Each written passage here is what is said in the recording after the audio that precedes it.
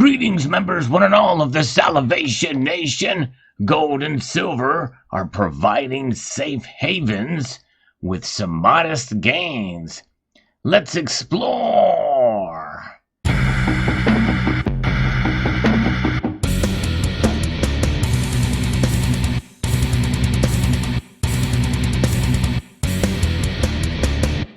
Indeed, there's a lot going on in the world today, but it's what is not happening that is, I think, is providing some support for gold and silver now, and that is any progress for peace in Ukraine.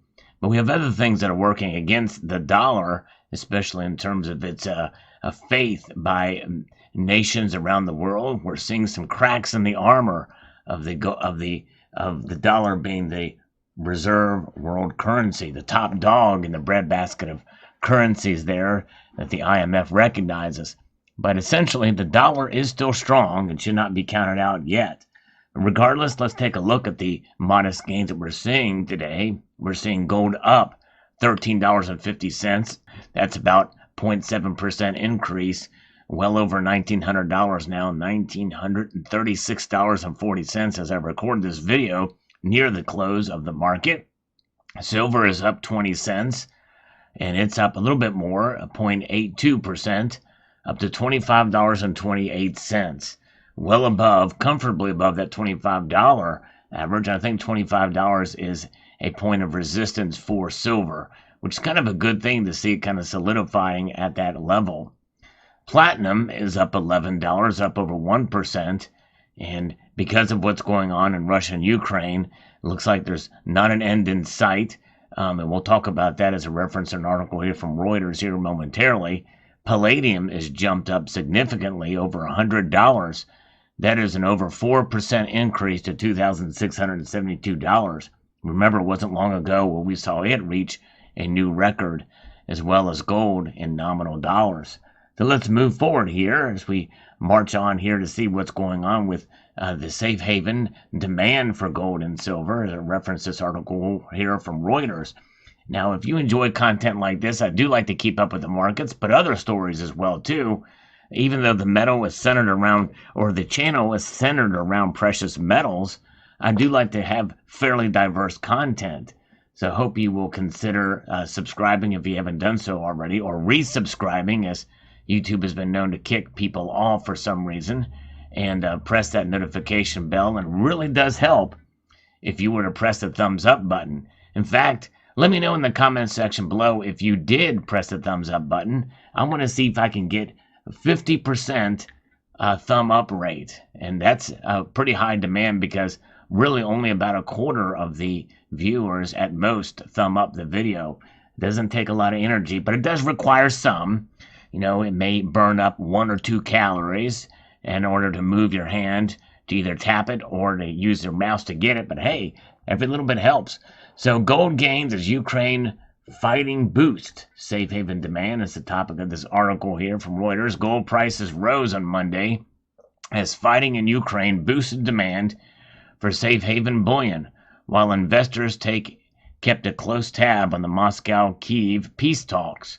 Spot gold rose, and we've already went through the prices there. We'll keep going here. Another escalation around Ukraine will drive significant safe haven flows to gold. Even inflation hedges move if we see sanctions that trigger another commodity surge, said Craig Earlham, senior market analyst at Owanda. Russia and Ukraine are nearing agreement on critical issues, Turkey's foreign minister said on Sunday, but demand for riskier assets retreated and oil prices climbed as fighting continued. And by the way, we have seen that there was a call to surrender a city, and that didn't happen. More on that here later. But while rumors of a potential compromise over the weekend brought gold prices down from their highs, the next launching pad for gold would be the $1,900 area, said Rob Lutz, chief investment officer at Cabot Wealth Management. We are well above that now. Last week, gold shed more than 3% on hopes for progress in the talks and a U.S. interest rate hikes. We saw that and covered that then.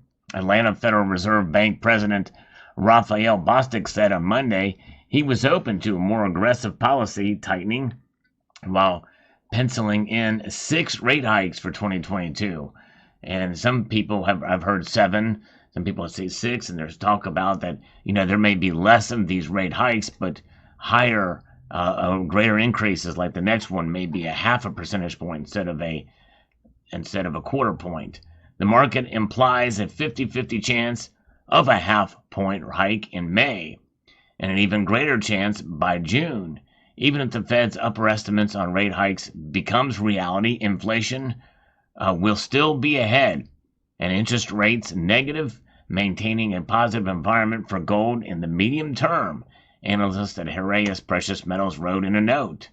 And I believe, too, that these hikes are not going to do much to keep gold and silver at bay in the long term, and definitely and probably not in the medium term either. But maybe in the short term, they may have a negative effect on precious metals. But nonetheless, we also went over the silver prices as well. The Ukraine conflict, coupled with COVID-related restrictions in semiconductor fabrication hubs in China, could hurt automotive demand for metals such as palladium, used as an auto catalyst in vehicle exhaust to curb emissions, Heraeus added. So there's where that is. Now, another developments with Ukraine, and we saw that there was calls for Ukraine to surrender and drop all weapons in the coastal regions there, southeast of the country, but they refused to do so.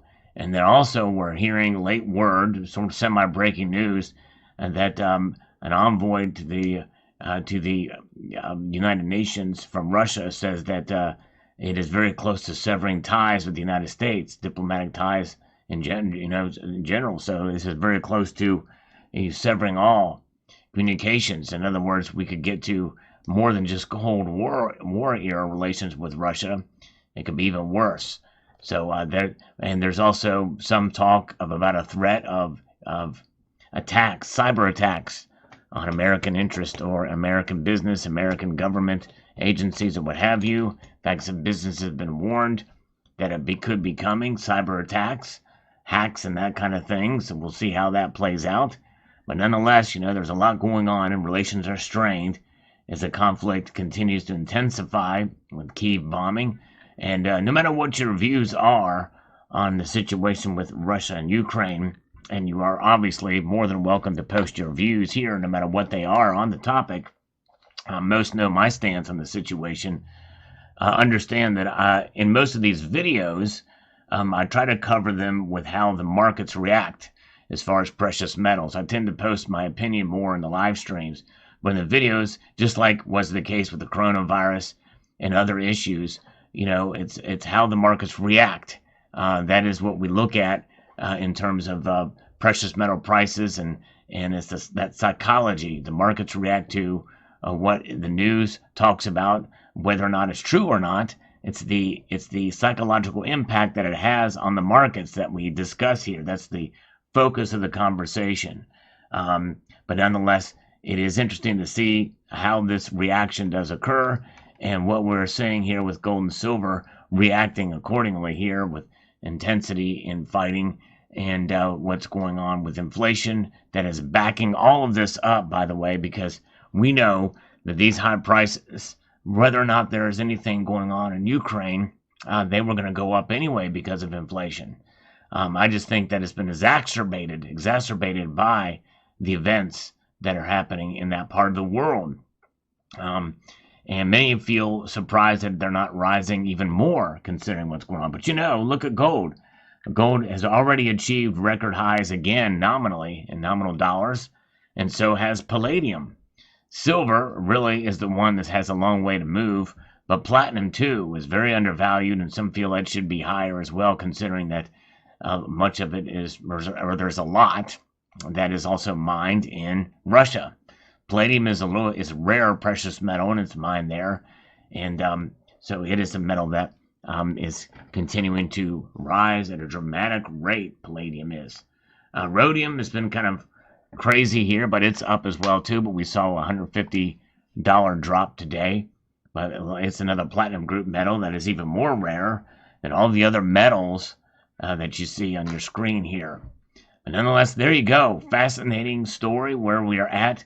And I think this should encourage us with today's movement in prices. Not a huge upswing, but certainly reacting as safe havens as opposed to just going crazy and speculative movements that we have seen sometime in the past. And I believe we're going to see higher lows. In other words, we're going to see resistance levels for both gold and silver from here on out.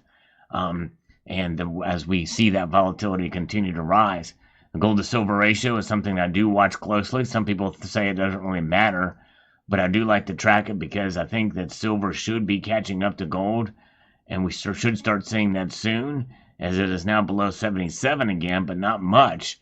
But I believe it really should be around between 60 and 65 right now, and I think it will narrow as the prices continue to steadily climb upwards.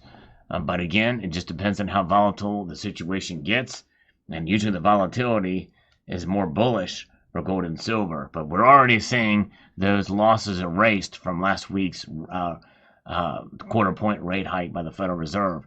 But inflation is something to watch, and it's something that's very important that's going to be affecting here. It's just a matter of time before it does. And it's going to be accelerated by events that have happened or will happen in Ukraine. We'll see how it plays out. There's a lot of other factors in terms of commodities that are certainly at risk. We saw one with nickel greatly affected. Wheat is going to be another one. And that's massive. That region of the world, Ukraine and even Russia itself, are heavy wheat producers. So that's going to have an effect on the markets as well, too. A lot of things to consider. And that's why it's a good idea to hold precious metals in your portfolio.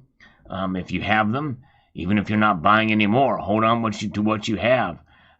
It is my advice, and again, I'm not a financial advisor, but I know I for one am not selling my precious metals. I'm going to hang on to them. Going to hang on to my precious metals. Yes, indeed. Even if I'm not buying, I'm hanging on to what I've got. And of course, if you do buy, look for those dips, look for the good deals out there, but I will do so in a fiscally responsible manner and go from there. So I hope you found this video informative, hopefully entertaining. I'd like to extend a multitude of gratitude to you all for taking the time to watch, and to encourage you to continue to please rate the videos. They do help indeed. Share this video with others around you. Comment and subscribe.